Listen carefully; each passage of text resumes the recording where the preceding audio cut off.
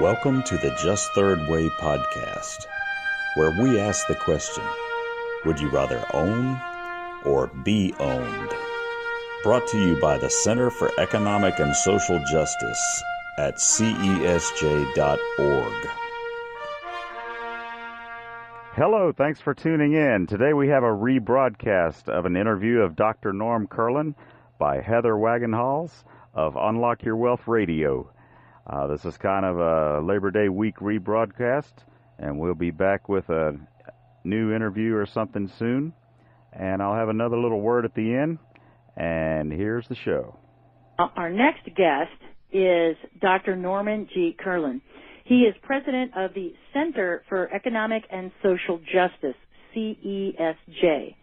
It's an all-volunteer think tank in Arlington, Virginia, and is probably the world's leading expert into what they call the Just Third Way.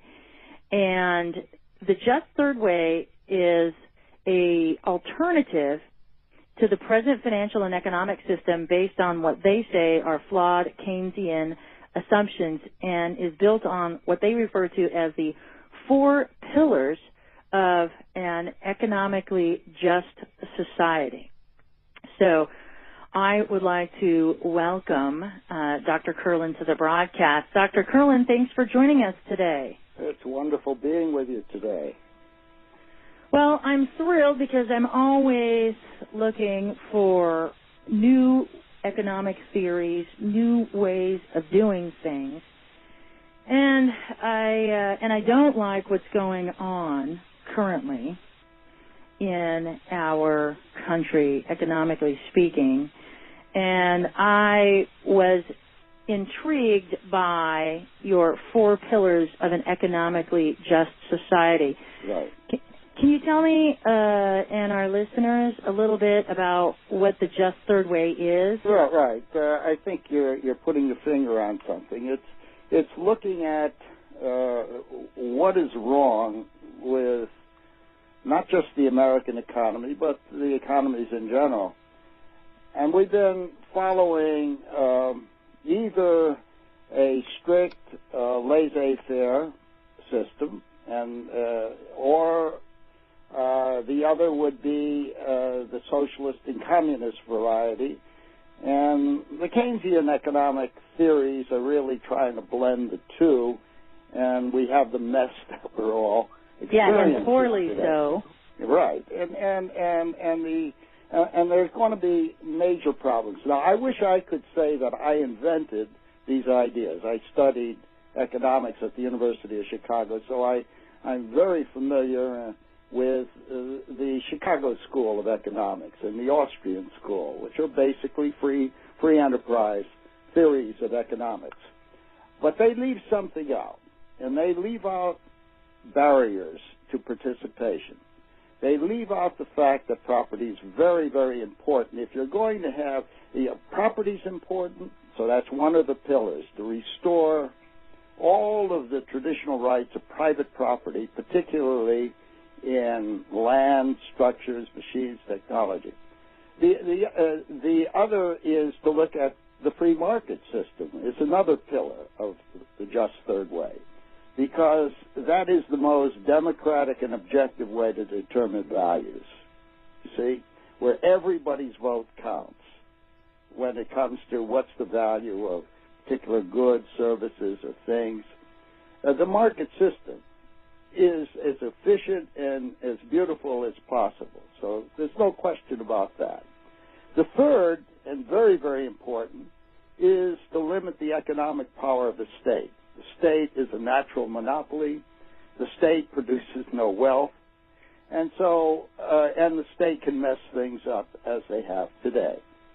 And it's been increasingly worse since the Depression, where we, through the state, they try to regulate the market system, but they did not. They left out something very, very important, and all the schools of economic thought have left this out, and that is access to ownership as a fundamental human right. Not to take away from someone else's property, but to look at the growth of the system. Human beings haven't changed, but what has changed over thousands of years, and more rapidly today than ever before, are the things that we create. Whether you talk about artificial intelligence, robotics, etc. And I had not heard of this idea until 5 years after law school, studying economics at Chicago, were the ideas of a man named Louis Kelso, who, together with the great books philosopher Mortimer Adler, he was also the editor-in-chief of the Encyclopedia Britannica III, a brilliant man. And he saw in Kelso's idea what he called the original theory of capitalism, and so they co-authored a book by what I think is a bad title, but the book is full of gems. It was called The Capitalist Manifesto. And in that, for the first time since law school, I discovered what justice is. They don't teach justice in any of the great law schools. They teach you the law, but don't teach you the principles of justice. But in this book, and it was written in 1958, you suddenly began to see principles of justice, which outline the principles for establishing what I call the just third way. Some people could call it personalism, because it deals with, and that's the essence of justice, by the way, to each according to what he is due. Justice starts with respect for every human being, the individual human person. And justice, if the law is not following sound principles of justice, the law will be messed up. But the law are they were not created by God, they were created by human beings. So if there are flaws, then we have an obligation, once we understand how to change the system, to get together and change the system. And this is how America was created. A bunch of people got together, and they created a great nation. It had some flaws. The flaw was slavery, where human beings became the property, were treated as things, and they became the property of others. And of course, it took some time before we got rid of that. So I would say that in answering your question as to what is the just third way, it is a free enterprise version of economic justice. Or I could put it another way, justice is embedded together with a market system so that the market system can work. As you were mentioning your study of economics, the word started from the household, very simple ideas. There are only two sides of any economic equation. We consume and we produce. And you can't consume what isn't yet produced. So we have to look at the system in a very dynamic way. How do people come together to produce in abundance? Well, what's happening is that our tools are becoming so creative that they are destroying jobs. You may have seen in the Wall Street Journal last Thursday 2 opinion articles, brilliant articles. One says, is your job an endangered species, showing that technology is eating away jobs? Not just the obvious ones like toll takers on the highways and phone operators. Lawyers and doctors are at risk as well. This is what's happening in the field of science, in the physical and biological sciences. And then the second article, when computers beat human beings, by Ray Kurzweil, who's written a number of books. He's a great scientist. He says artificial intelligence is developing much more rapidly than what most of us realize. Again, he authored a book called The Age of the Spiritual Machine. This is a great scientist who's really thinking about what's happening in the world. And then Buckminster Fuller, looking at how you make the world work for 100% of humanity without in the shortest possible time. That's the challenge, without ecological damage or the disadvantage of anyone. This is a great challenge. This is what America was made to do. And so out of Kelso, when I started reading Kelso, that first book, and then the second book gets in to the whole question of capital formation. And back in the 30s, in 35, the head of the Brookings had... Hold that thought right there, Dr. Kurland, because we have to take a commercial break. You are listening to Heather Wagenhals and Dr. Norman G. Kurland. We'll be right back after this.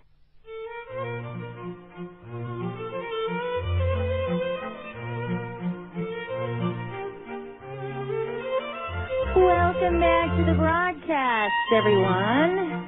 You are listening to Dr. Norman G. Kurland on Heather Wagenhals Unlock Your Wealth Radio. And right before the break, we were talking about what the just third way is. And Dr. Kurland, I am an Ayn Rand objectivist, and when I was perusing your website, I was curious as to how the third way goes about creating this balance of property ownership, or what the process is that the third way is advocating for a new system.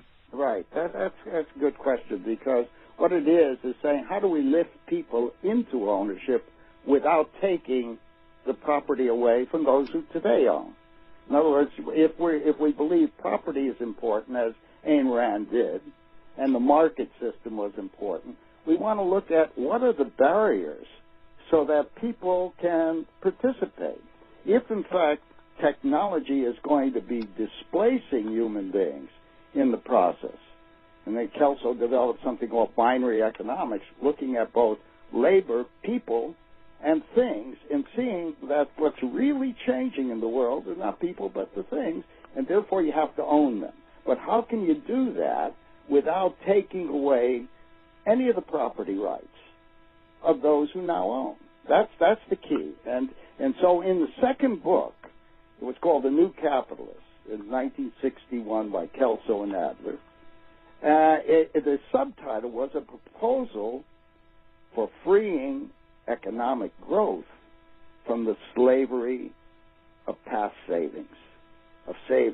Now, those weren't, he took that idea and showed how it can be done, but it was based on an idea of the then president of Brookings Institution, and that was the only think tank in Washington. It was the first of the big think tanks, and he was the president there for many, many years, and he wrote a book in 1935 called The Formation of Capital, and we're republishing that book. We were given permission by Brookings. We put our own introduction because his idea was how to get out of the Depression, and it wasn't forcing savings. He said it's crazy. You finance your growth out of bank credit. Bank credit is only a matter of looking at deals that will pay for themselves. In the world of finance, as you probably know, that in finance, the rule of thumb is don't invest in anything that doesn't pay for itself in 3 to 5 years. Some things longer, okay? If you're looking at highways, it's going to be longer than 3 to 5 years. But basically, all of the land structures, infrastructure, robotry, information intelligence that's built in there that are destroying jobs can be owned. And if they're going to be financed correctly through banks, it's done through the extension of credit. And credit is only promises made where there's something backing the promises, assets behind it. And so he said it's crazy to ask people to reduce their consumption in order to invest, because a producer has to have customers out there. So if you shrink the customer power, you're working against the whole logic of corporate finance. And he says the way to get us out of the Depression, and of course Roosevelt didn't listen to him, they listened to Keynes. He says you must focus on production. You must focus on investment. And you have to have your credit system, your finance, your monetary system, your tax system, encouraging new productive assets. That's how you move from depression into prosperity. And common sense tells you that. Particularly when you got a world where there's so much unemployment, disemployment, phony employment. How do you attract people into the system so that they can work? And I remember as a kid, during the Second World War, the economy was growing at rates of 15% a year because there was a customer there for weaponry. Well, and you had 13 million of the most able-bodied people out of the workforce. And there was no unemployment. They took people who... but that was the government buying those weapons to go to war. Exactly. And what we can do, what Kelso was offering, is a way to do this for producing peacetime goods and services. You see, as long as your production and your consumption incomes rise up in balance, it makes sense. But when you have a system where a hedge fund operator last year earned not million, but $5 billion. He can't spend that. There's no way humanly possible. And so you have to begin to say, okay, that's the past. And it's all built into the present system, which is correctable. Because Kelso was a lawyer, I'm a lawyer. Kelso was the inventor of something called the employee stock ownership plans, which was a technique to enable workers to become owners without putting up a penny, without reducing their pay. I've done companies, I've enabled companies to be bought out 100% by the management and employees, and all done on bank credit, repayable, with the future profits of the company. In other words, using the logic of corporate finance to work for people who are non-owners. This logic could work for everybody. But that's why we invented something. Kelso used to call it the Industrial Homestead Act. Ronald Reagan supported the idea of the Industrial Homestead Act. We call it the Capital Homestead Act. But we look at the total tax system to simplify it, to get rid of these deficits, to even begin to pay down the debt. But more important is to look at the money system, because money becomes the lubricant, and look at the credit system so that capital credit can be available to all citizens as a way to grow the economy. I can give you numbers of our projections that you would need. The present Social Security system is going to be bankrupt simply because the baby boomers are starting to come in. And so the projections are that there's a hidden debt on every household of over $450,000, the projected deficits that are going to take place under the present Social Security system. There's no way for it to work.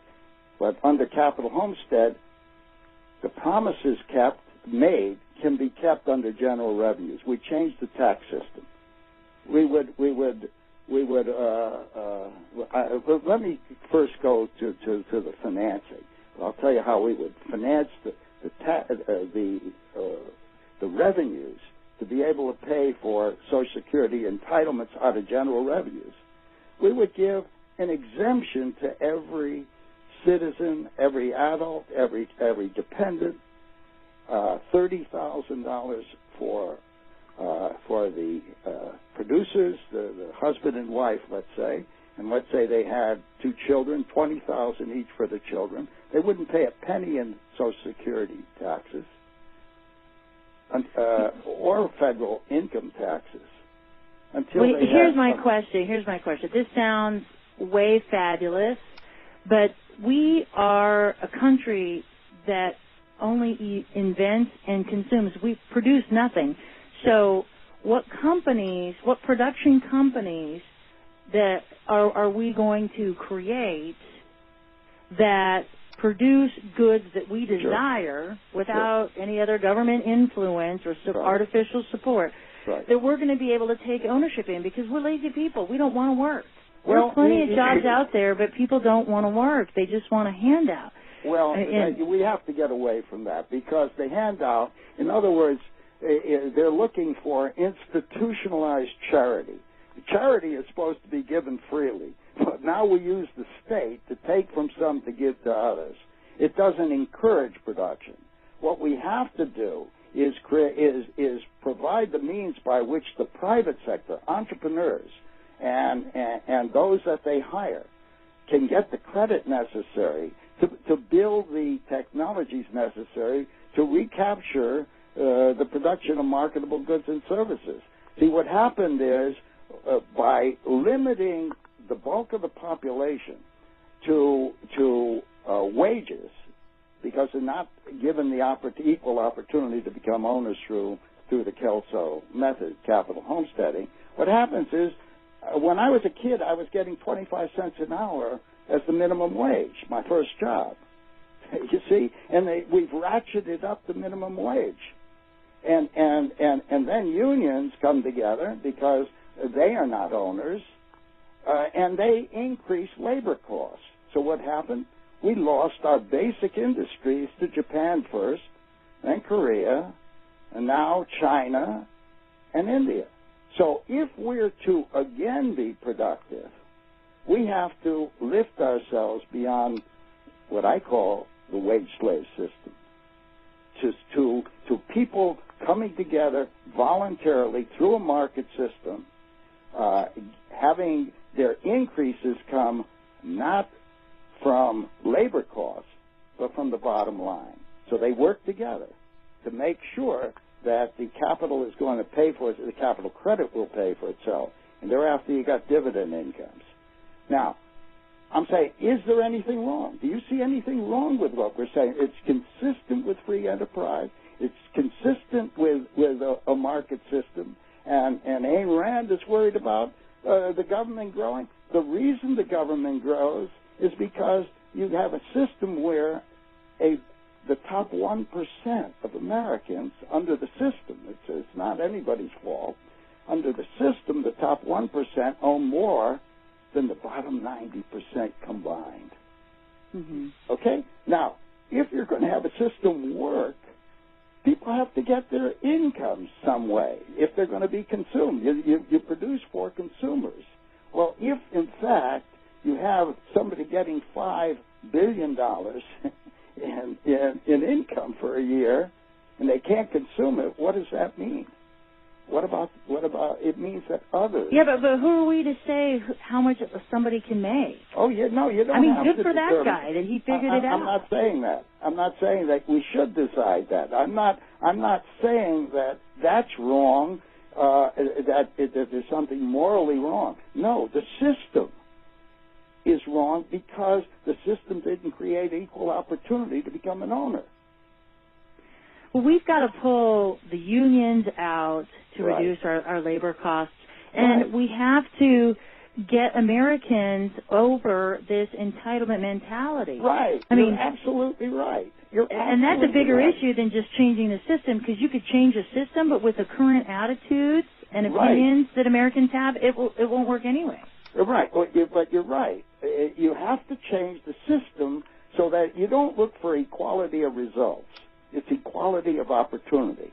And if the system is now structured so that the opportunities are monopolized by a few, you're going to have the bulk of the voters voting for people who will support a welfare state. That's the problem. And if politically you want, I've been able to get people from the left and the right on Capitol Hill to back the employee stock ownership plans. Okay? Left and right. Why? Because it's right. So that we were, when we and when I was working with Kelso as the Washington Council, we never spent money. We didn't have votes or money to be able to buy the politicians' support of employee stock ownership plans. There are now 11,000 companies with over 11 million workers who would not have been owners. So we're now developing models. Those models are there. They've been there since 1974, and they work. What they discover in companies is that companies in which the employees have an opportunity to own, in which they have some voice in the governance, and they receive income from the bottom line, those companies outperform those companies in which you have absentee owners. Agreed. That's demonstrated in a lot of different companies that have chosen that path.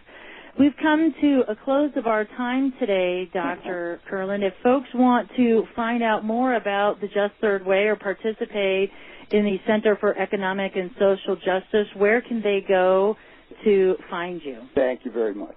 The CESJ.org is the website, and there are free downloads of books, including the Kelso books, CESJ.org. For our business, we do have a business. It's Equity Expansion International, which is EEI-consultants.com. We're investment bankers for the 99%. Thank you very much, Heather.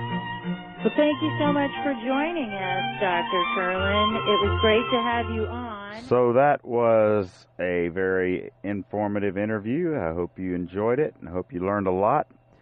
Also, I wanted to invite you to become a member of CESJ, the Center for Economic and Social Justice. Just go to CESJ.org and click Participate. And then over on the left, Become a Member. And then there's a form you can fill out. And I encourage you to support the all-volunteer CESJ so that we can continue our programs. For $25 a year, you can become a member, and that gives you 20% off of the publications and books and things that are very informative that you can pass around and help spread the word. And it's only $15 a year if you're a student. So that's a great way that you can become involved. Thanks again for being a listener of the Just Third Way podcast. We appreciate it.